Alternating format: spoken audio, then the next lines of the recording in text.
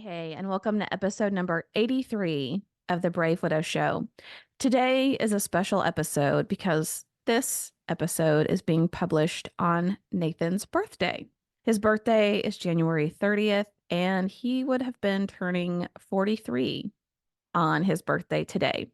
So, today, as I thought about ways that I could honor him on his birthday and ways that I could also provide value for you as a listener and as a watcher of this show, the theme that really kept coming to mind is how we can continue a relationship with our person after they die. And this is coming from me, who was cynical and bitter about this the first several months, if not the first year that Nathan died, where I very much felt like we don't really get signs from our person. We really can't continue a relationship. There's this big chasm between where we are and where they are. And anyone who says they get messages or signs from their person is just comforting themselves by reading into all these little things. I don't feel that way today. And so, if you do feel that way, I want to walk you through part of my journey of how I got there.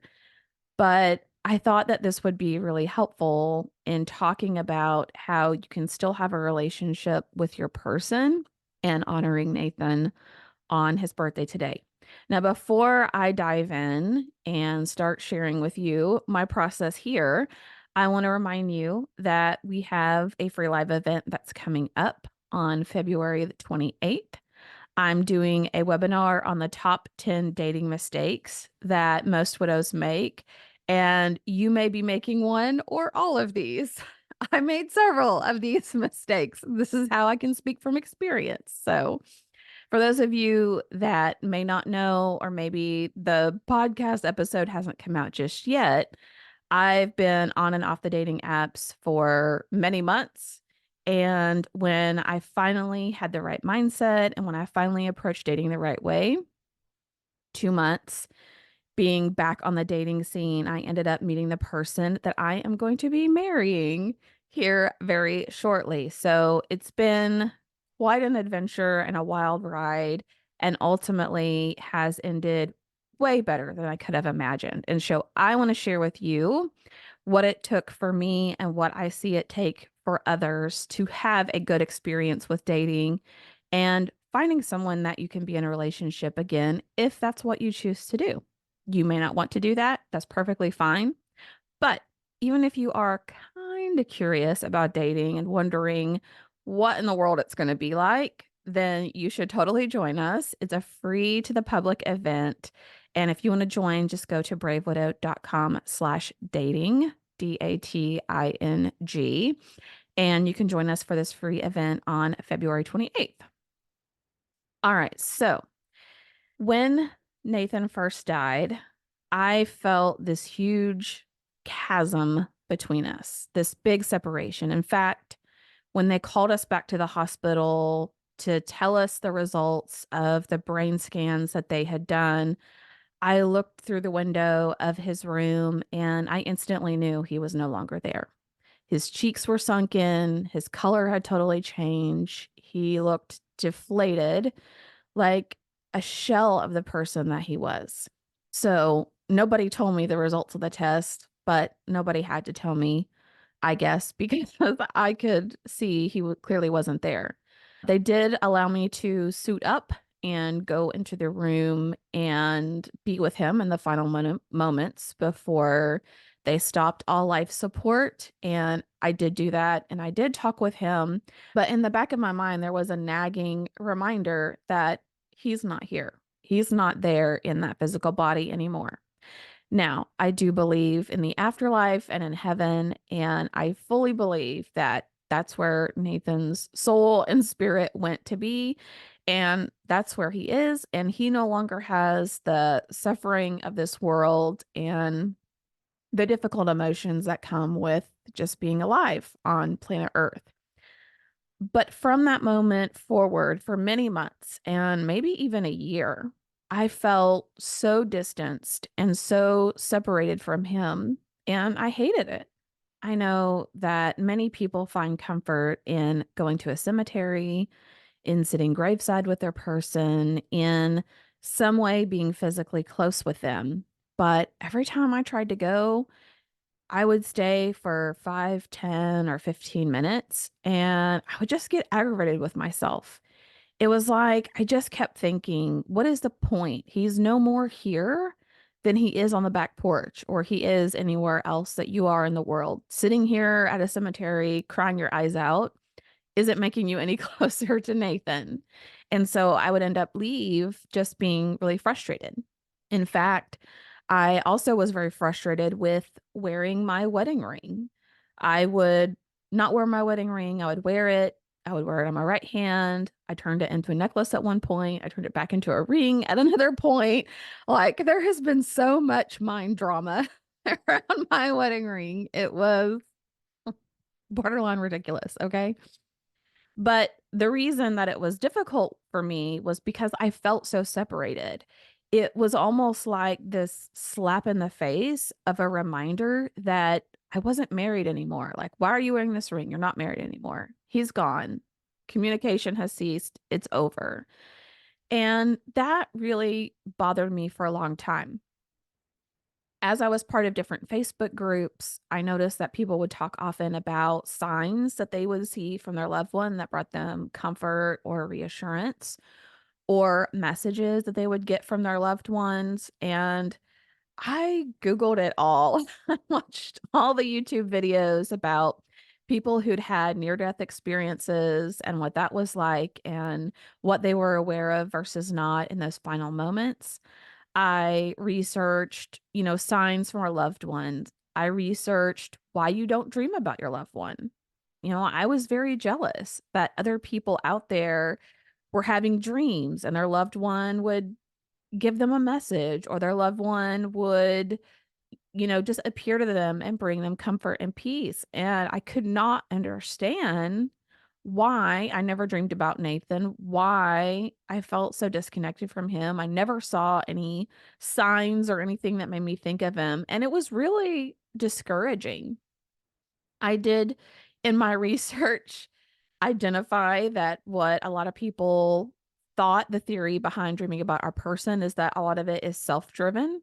So some people dream their spouse is mad at them. Some people dream, their spouse has a negative interaction with them, and so they feel guilty. But the reality is that that isn't necessarily our loved one in a supernatural way communicating with us. It's thoughts or feelings that we may have that are being projected into our dreams. So, in all fairness, I was a bit bitter and cynical and ultimately just discouraged because Nathan and I were the best of friends, and we did everything together. We talked about everything. We were just super close. So it was really hard, having been used to being so close to Nathan, that now I felt as far away as I could possibly be and as disconnected as I could possibly be. And that really hurt.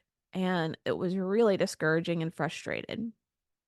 So here I am feeling jealous of other people, feeling bitter and cynical about all these other people that get to have dreams and signs and messages. And of course, a part of my self talk was, well, people aren't really getting these signs. They're just reading into stuff and they're just seeing what they want to see. They're seeing what they want to believe about their person and what message. And that's good for them. It's a good comforting thing, but it's all things that they're projecting. Now, during the whole process of Nathan being in the hospital and then even after him dying, I never really got angry with God. I never really questioned or demanded to know, like, why me? Why did this happen to us? I'm nobody special. I know that different people go through different types of suffering. And so I didn't challenge God in that way.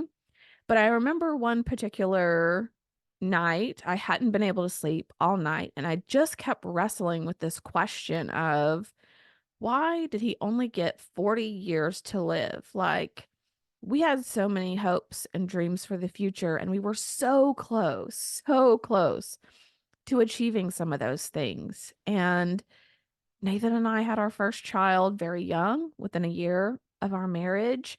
And so we've had kids living at home this entire time. And one of the things that we would often think of fondly is when we're retired and we're have time together and it's just the two of us and we're really building out what we want our life to look like. And he never got to experience any of that. And so for me, it wasn't really a question of, well, why did this happen to me? But how is it possible that someone's whole life plan was just 40 years? Like, that's it. And all these things that he has hoped for and that he's dreamed of, he will never get to experience. And I would go back and forth on my thoughts on the answer to that question, but that was really kind of the present question in my mind all night. And I remember that next morning, I was in the bathroom, blow drying my hair, getting ready, doing nothing unusual when I noticed I have a frosted glass window in my bathroom, and I noticed a streak of a rainbow going across the floor, which I'd never noticed before and haven't ever noticed since. And I thought, wow, that's really pretty. That's really cool. And so I was looking at it closely while I was sitting there waiting for my hair to dry. And I noticed that where the rainbow ended, there was a little marking on a piece of ceramic tile, and it looked like a little heart. And in that moment, I had this thought from God, from inside myself, whatever you want to call it, that said he wanted to go. Now, whether or not it was a thought I had, or it was from God, or it was from Nathan, I just thought about all the things that he had been through in the hospital, how they had to restart his heart 3 times, how he struggled with anxiety and depression on a daily basis, how life was just hard for him at times. And maybe ultimately he did want to go. And he did want to feel the overwhelming peace and love and acceptance that is in being with God and being in heaven versus going through the challenges of what he faced here today. Now, regardless of where that thought and that feeling came from, I'm giving credit to God because it was an amazing experience. It cracked open my hard heart. And I think it's important for you to know that because if you're like me and you're feeling so disconnected and you're feeling just angry or cynical or bitter about not having this relationship with your person, it may take something like that happening to you to loosen up some of that resistance that you've built up in your heart. Because it was after that moment that I thank God. And I began to pray and ask for some sort of sign, some sort of something that would help me feel more connected to Nathan. So over time, as I began to think about this, I know that people often pick things like cardinals or dragonflies or hearts or some other symbol that people use. And I got to thinking several years ago, I had read where somebody had chosen yellow butterflies as a symbol that God was near them or that he, they were that essentially they were not alone. And so I had adopted several years earlier the fact that every time I saw a yellow butterfly, that it would be a reminder to me that God is right here with me and I'm not going to go through this alone, which by the way, is a thought that I had often from the hospital where Nathan died to going back home to tell my kids that he had passed was, you are not alone. You are not alone, over and over. So I'd already kind of adopted this symbol of a yellow butterfly, and that would remind me that God is nearby. Now, does God always send the butterfly? I don't know, but was it harmful or negative for me to associate that or be reminded of that? Absolutely not. So I played around with that idea a little bit and I decided, okay, Nathan liked the color black. I don't really see black butterflies that often, but I'll associate that color with Nathan being nearby or me having a relationship with Nathan. And there are so many stories that I could tell you and just really don't have time on the episode today to go into detail. But one in particular that I will share is I had a been referred a lady to come help build a memorial garden for Nathan out in my backyard.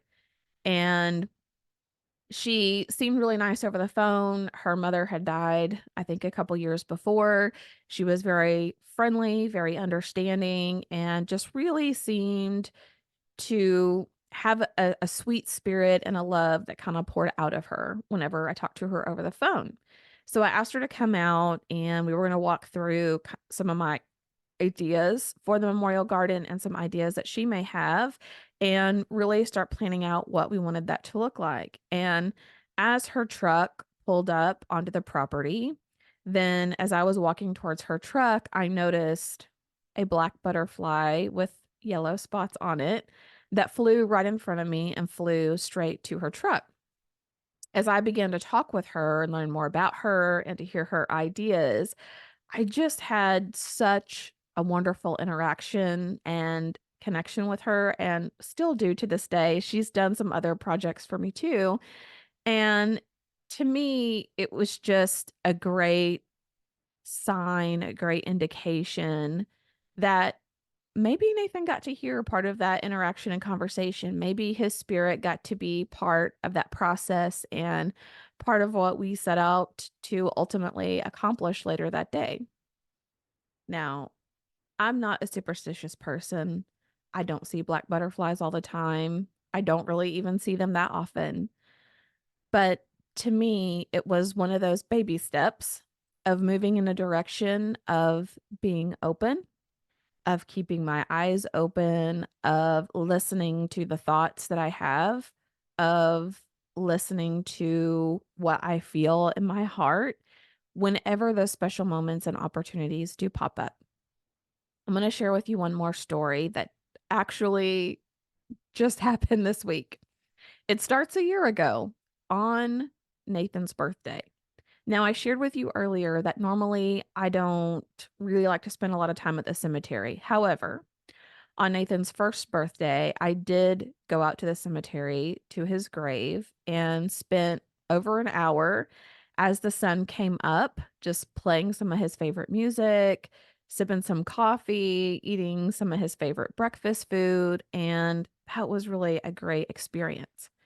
I was planning to do that last year on his birthday when this really big snowstorm hit and completely blocked us in. We got snowed in at home and we couldn't go anywhere.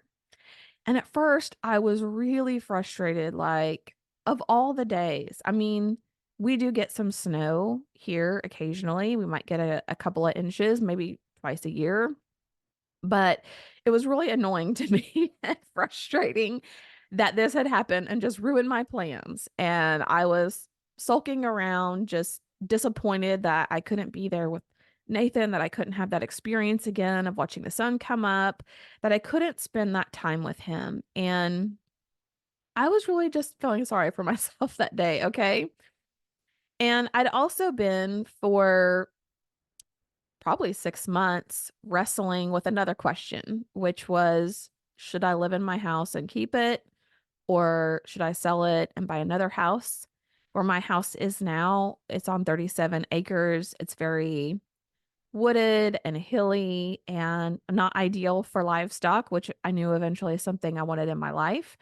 It's pretty far out. It's about 40 minutes away from the main town here and about 20 minutes away from the kids' school and pretty much everything else. And so it's really remote.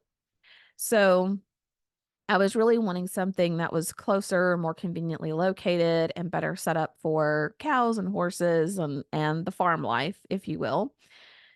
And I had been looking at some houses for sale, as we do on Zillow and some of the other websites, and I just couldn't find a house that I had liked that was set up the way I wanted it, that had the things that I liked. I didn't like the layout. There were just always at least one thing I didn't like about the house. So that had also been kind of a frustrating process. And so as I was doing my routine look online of houses for sale, which by the way, January is not the time to be looking for houses in the real estate market, but hey, it had kind of become a habit at that point of just going in and checking to see if there were any new houses for sale.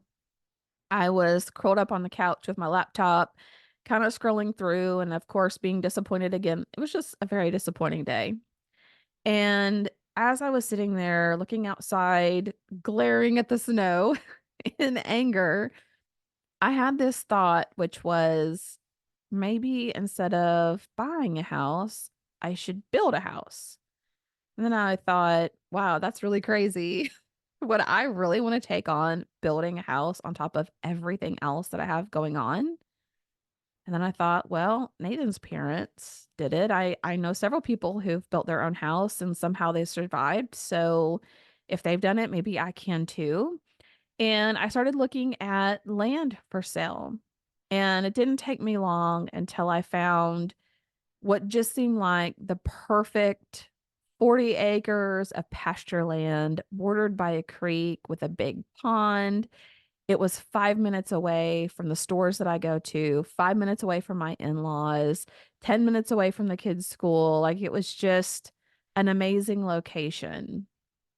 And I would end up, after some prayerful consideration, closing and buying that land just 2 months later, which is amazing. And I look back at that and felt like that was such an awesome gift from Nathan, where I was in a place of being frustrated. I was in a place of just feeling really discouraged. And for his birthday, he gave that gift to me. Well, earlier this week, just a couple of days ago, here we are almost a year later, and we get another big snow event. We got probably a good 4 inches. And here in Arkansas, we don't have a ton of infrastructure for clearing of snow and ice off of the roads. People work hard and do a good job, but let's just say we are not set up like northern states are to clear the roads and make it easy on folks that have to drive in these conditions. So again, here I am snowed in for a couple days, and I remember at one point just a couple of days ago, I was curled up on the couch with my hot cocoa. I was embracing, getting to see the snow that was going outside. I was thankful that this was a day I didn't need to go anywhere to work. I didn't need to go and get groceries. All of that had been taken care of. And I was actually working on edits for blueprints for the house that I'm going to build on that land that I bought. And as I was looking out at the snow, almost in the same position I was nearly a year before, it just kind of hit me like, wow, here I am a year later trying to make edits to floor plans and blueprints for a house on land that I purchased that I didn't even know and wasn't aware of until Nathan's birthday a year ago. And here I am modifying the plans to actually move forward and build a house and continue to build the next part of my life, wherever that part of the journey takes me. And I was just so grateful and felt so loved in that moment of what a beautiful gift that felt like from Nathan, from God, that helped me feel more connected with him. And for the first time, I could look at these floor plans and be genuinely excited about the future and not be overshadowed by sadness and sorrow that Nathan wasn't going to be there with me to see it come to fruition, because I truly feel like he is going to be able to see it. He is going to be there and be part of that in one way or another. And that brings so much reassurance and gratitude to me that it's been an amazing journey these past couple of years, learning what this next part of life looks like. And so I want to encourage you that if you're feeling disconnected, if you're feeling like there's no relationship between you and your person, that maybe you're forgotten or abandoned, and there's no hope for the future. There's nothing to look forward to. Everything that you might have once gotten excited about is going to be ruined by the fact that your person isn't there. I want to encourage you that that's not necessarily true. That may feel how it feels today, but doesn't have to feel that way for forever. And if you will open your mind and open your heart to what's possible, and if you will take those baby steps forward in your journey of grief and healing, that you can experience these next phases of life with love, joy, and gratitude. All right, that's what I have for you today. I hope that you found this episode helpful. And Nathan, we all just want to say happy birthday.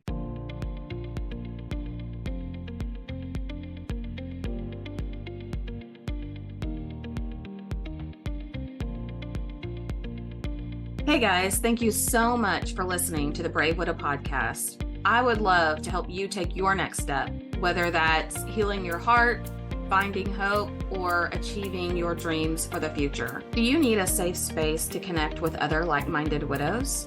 Do you wish you had how-tos for getting through the next steps in your journey, organizing your life, or moving through grief?